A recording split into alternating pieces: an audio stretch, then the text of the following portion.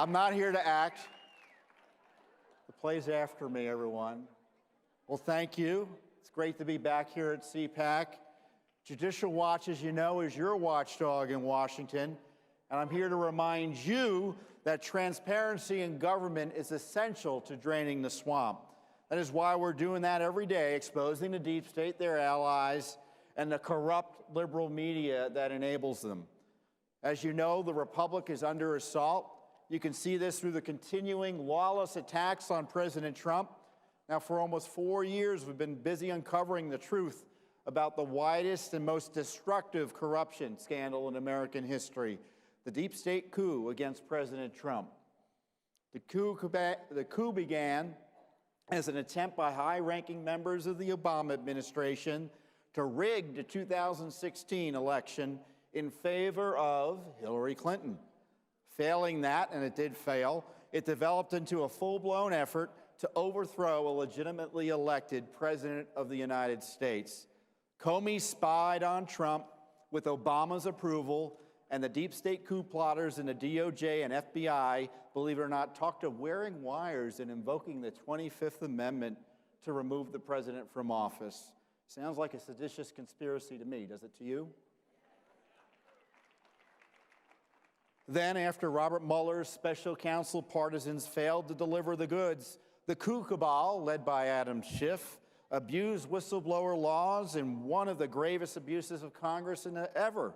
President Trump supposedly was impeached forever, as Nancy Pelosi so childishly put it, but he was also acquitted forever by the United States Senate.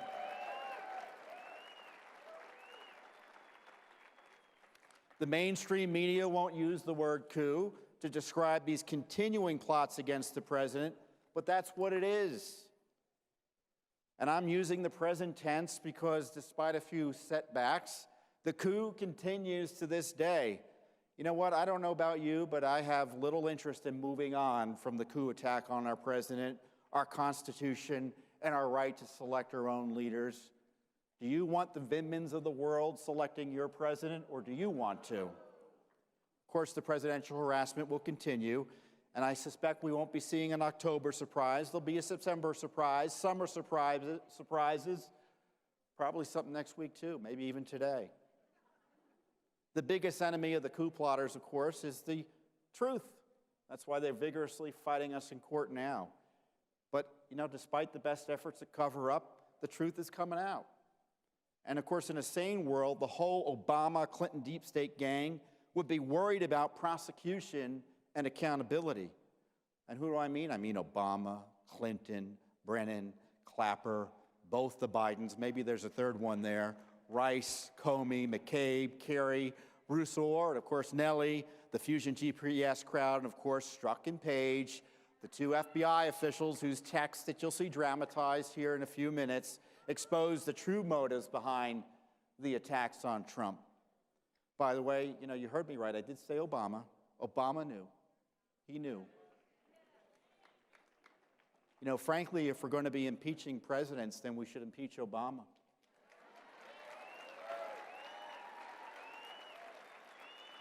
It isn't too late.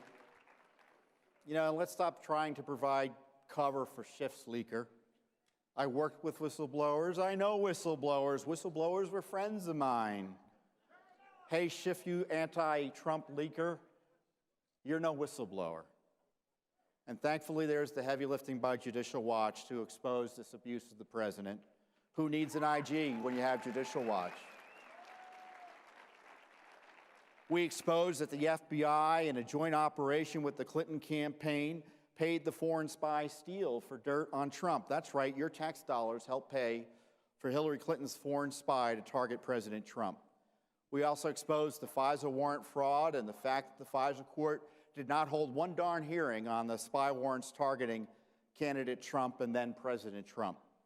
And then there's the exposure of Bruce and Nellie Orr, who was funneling misinformation into the DOJ and FBI in order to try to destroy Trump. You know what? Bruce Orr got we exposed he got $28,000 bonus in the middle of Russiagate. And then gets a raise after he is removed for improperly colluding with Clinton spy Christopher Steele to get Trump. Can you believe it? Why is Orr still at the Justice Department? I don't know. We'll have to ask Attorney General Barr that. Is he speaking?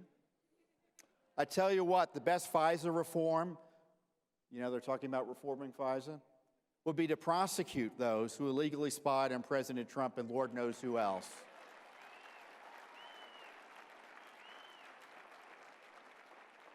Forget about reforming FISA. We need to prosecute the Spygate ring and put him in jail.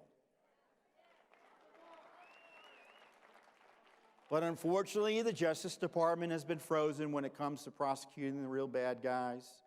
Comey got a pass, McCabe got a pass, and there's no evidence, frankly, of major prosecutions against any of the other significant players. Worse yet, the Justice Department is still protecting Hillary Clinton as Judicial Watch forces out even more emails and more evidence of criminal conduct. By the way, the statute of limitations has not run on Hillary Clinton.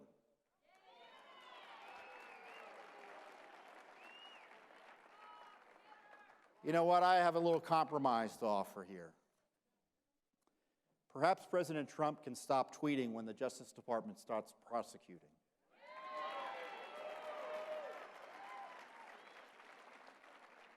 But in the meantime, the president ought to start pardoning Flynn, Stone, Manafort, and other Americans caught up in the abusive Mueller machine. You know, the craven left is not just attacking our republic through its assault on President Trump. Our republic is also facing a continuing challenge from border security. Borders are critical to our country. They protect us and keep us safe, defines us as a nation. And you can see with the coronavirus, secure borders also protect the public health. We all know that, but of course the Open Borders activists encouraged, aided, and funded mass caravans that further stressed our southern border. President Trump has taken strong action to control the assault on our sovereignty, but he's faced dishonest opposition from anti-Trump activist judges and sanctuary politicians who place politics over the public safety. How do you like this for an idea for immigration reform? Enforce the law.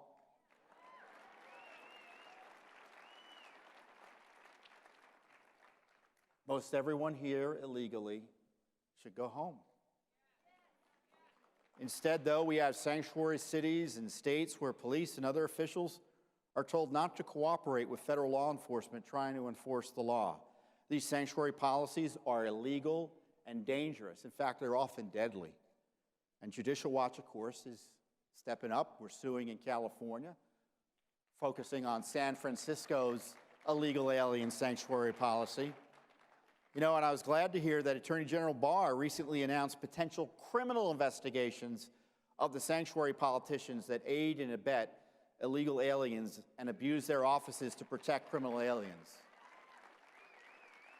Now, that would be great for border security, put those sanctuary politicians in jail for obstructing the law.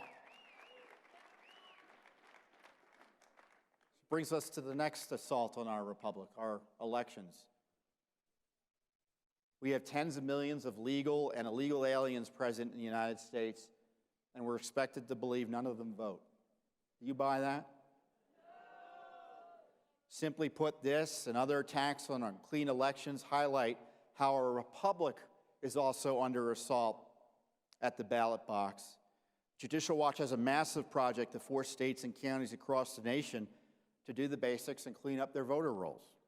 The Justice Department should be doing this, but is largely AWOL, and so we have to do the hard work, because dirty election rolls can mean dirty elections.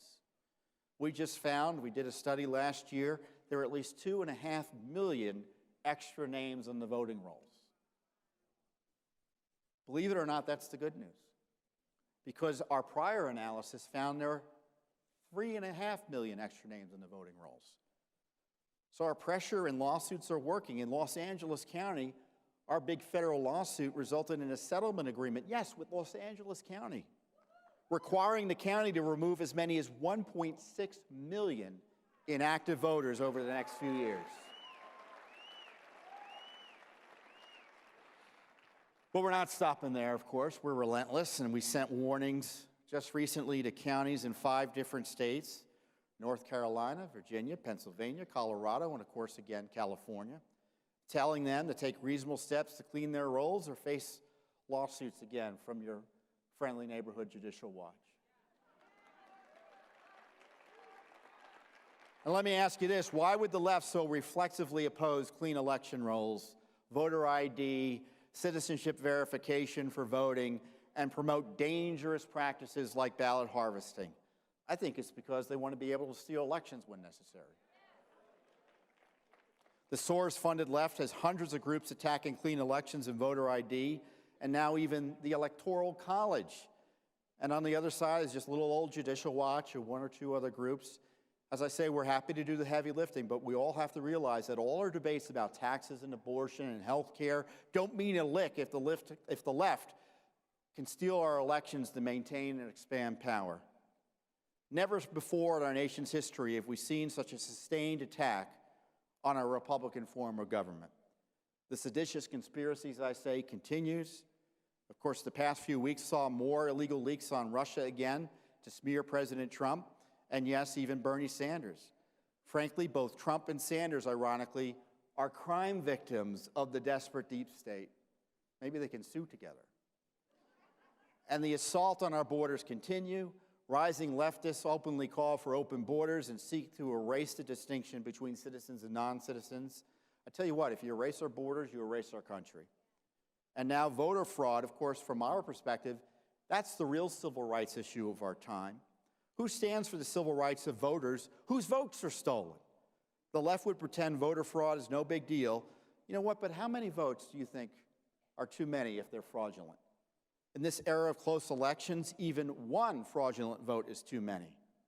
You know, in too many ways, our republic is tottering. They try to overturn our elections, are trying to erase our borders, and are seeking to undermine our elections. What do? Judicial Watch has shown the way. Enforce the law. Try to put the kookaburra in jail. Dry up the swamp by bringing the sunlight of transparency. And I have some simple advice for the president: pardons, prosecutions, and transparency. And you know what? And I think he might want to give Attorney General Barr a hand by appointing specifically a special counsel. So I ask you to stand with us as we man that thin line protecting the rule of law and defending our Constitution from its enemies. And I can tell you that Judicial Watch is proud to represent you, to defend you, and to stand with you. Thank you, and God bless America. Thank you, everyone. Thank you.